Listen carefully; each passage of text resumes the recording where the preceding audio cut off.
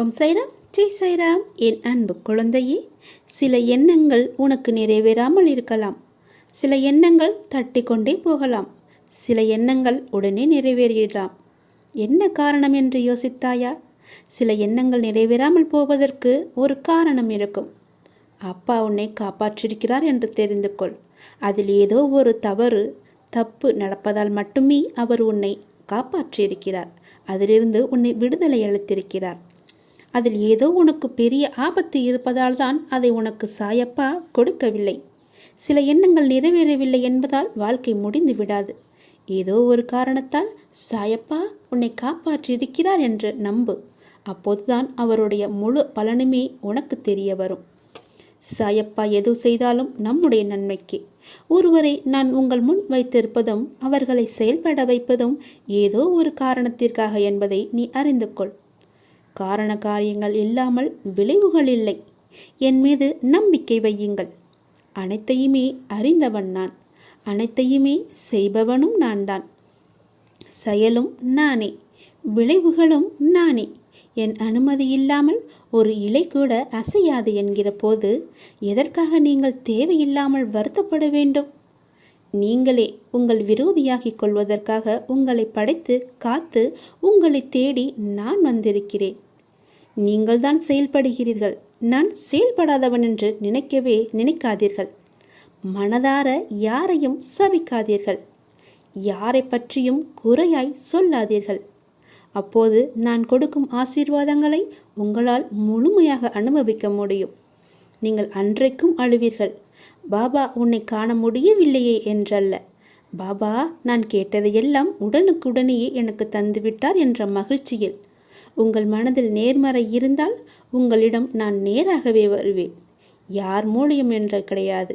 உங்களுக்கு முன்னாலே நான் வந்து நிற்பேன். என் காலடி சுவடுகளை நீ கேட்க முடியும்.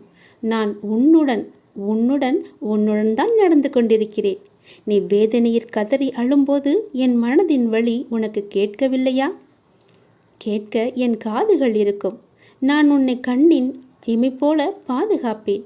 என் கண்கள் எப்போதுமே உன்னை பாதுகாத்து கொண்டுதான் இருக்கும். நீ எங்கு போனாலும் எனக்கு தெரியும். எதை செய்தாலும் எனக்கு தெரியும். நீ என்ன பேசினாலும் எனக்கு தெரியும். நீ செய்யும் ஒவ்வொரு செயலுமே எனக்கு தெரியும். கழுத்து வரை தத்தளித்து கொண்டிருக்கிறாய் என்பதும் எனக்கு தெரியும். நீ ஏக்கத்துடன் காத்து கொண்டிருக்கிறாய் அல்லவா? உன் வாழ்க்கையில் நினைத்து பார்க்க முடியாத அளவிற்கு உன் வாழ்க்கை நன்றாக மாறப்போகிறது.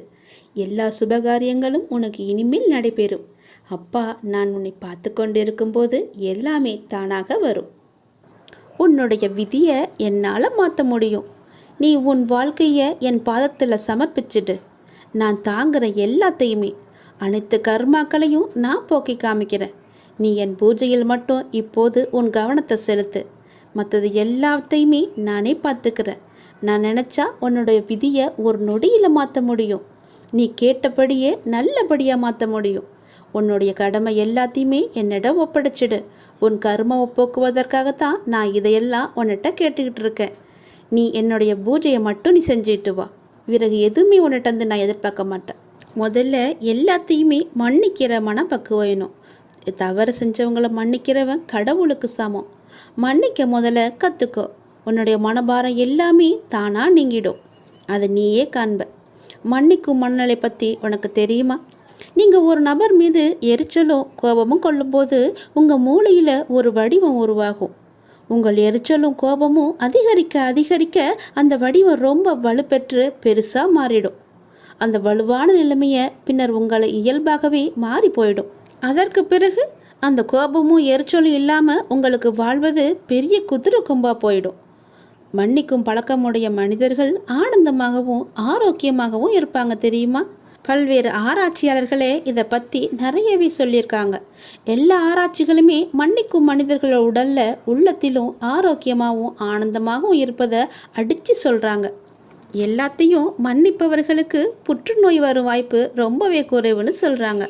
மன்னிக்கும் மனம் நமது உடலில் நோய் எதிர்ப்பு சக்தியை அதிகரிக்குமா, மன அழுத்தத்தை எல்லாமே குறைச்சிடுமா. இதுவே முழுமையான காரணம். இந்தியா மதங்களின் நாடு. மதங்கள் எல்லாமே மன்னிப்பை மட்டும்தான் பேசுகின்றன. ஒரு மனிதன் தேவ நிலையை அடைய வேண்டுமெனில் மன்னிப்பும் அவனிடம் இருக்க வேண்டும் என்கிறது தான் பகவத்கீதை. இஸ்லாம் கடவுள அல் கபீர் என்கிறது முழுமையாய் மன்னிப்பவர் என்பதன் இதன் முழுமையான அர்த்தம். மன்னிக்க மறுப்பவர்கள் சொர்க்கம் செல்ல முடியாது என்கிறது கிறிஸ்துவம். ஆனால் மதங்களை பின்பற்றும் நமது நாட்டில் மன்னிப்பு எவ்வளவு தூரம் ஆரோக்கியமாக இருக்கிறது பாருங்க. நாட்டில் நடைபெறும் இன்றைய நிகழ்வுகளை மீடியாக்களில் பார்த்தாலே உண்மையை தன்மையை தெரிஞ்சு கொள்ள முடியும்.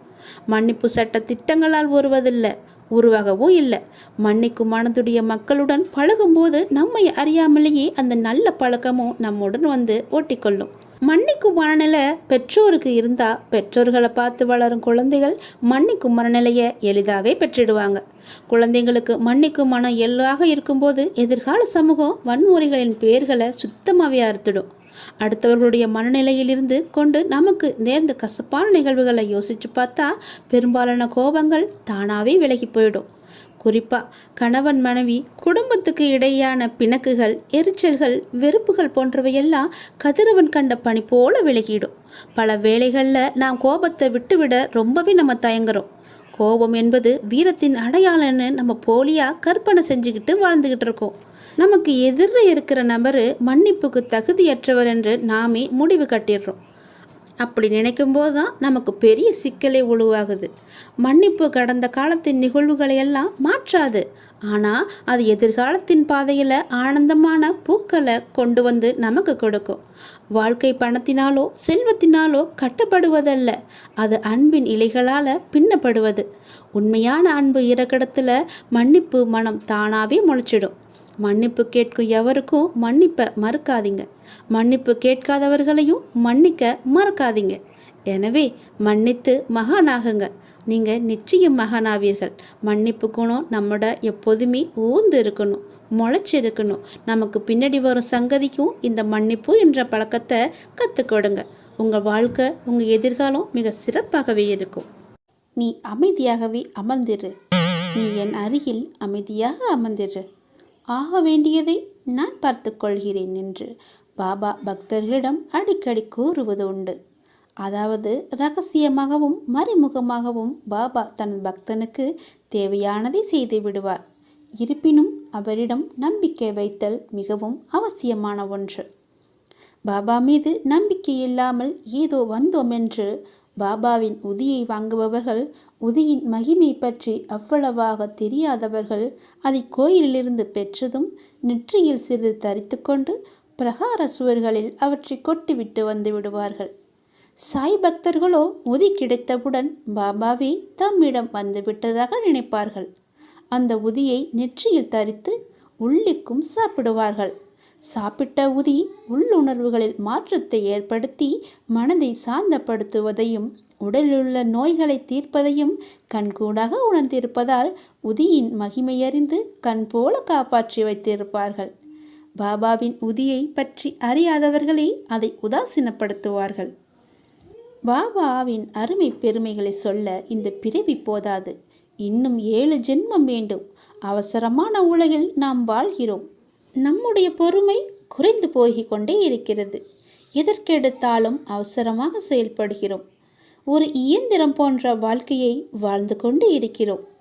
நினைத்தது நடக்கவில்லை. எது நினைத்தாலும் அது தள்ளி கொண்டே போகிறது.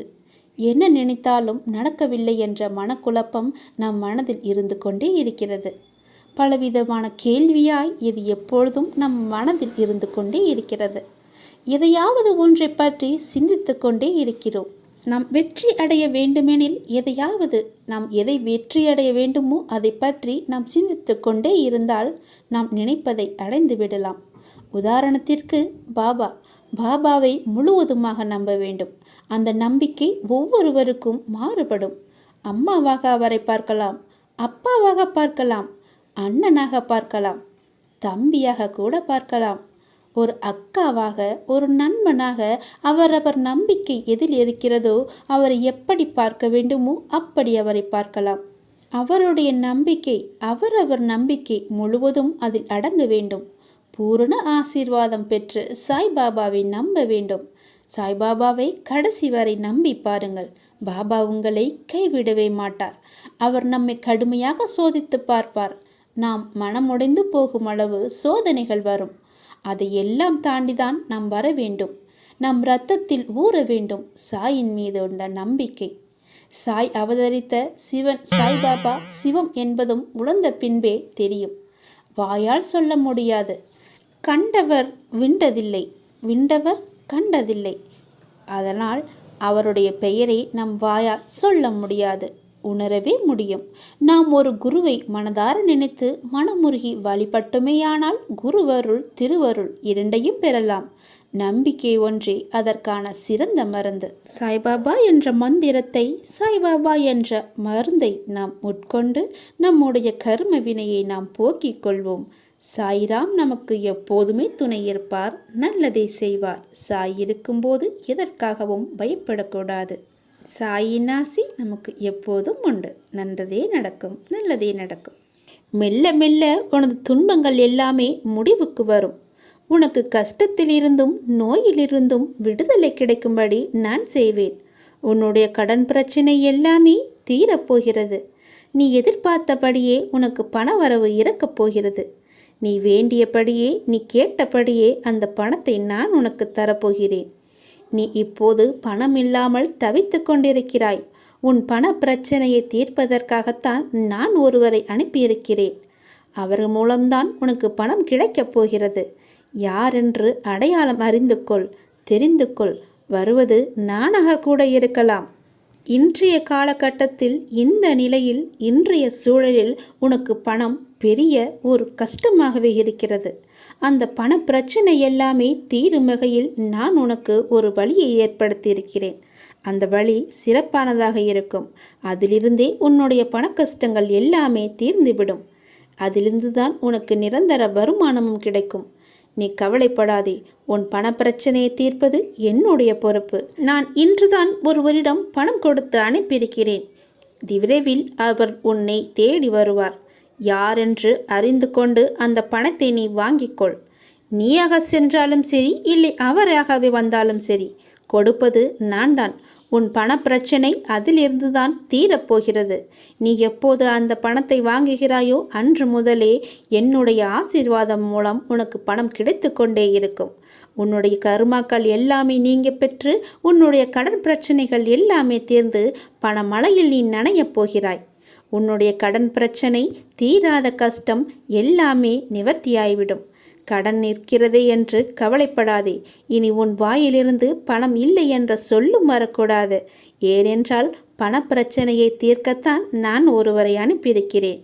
நானும் வருவேன். எதிர்பார்த்து காத்திரு.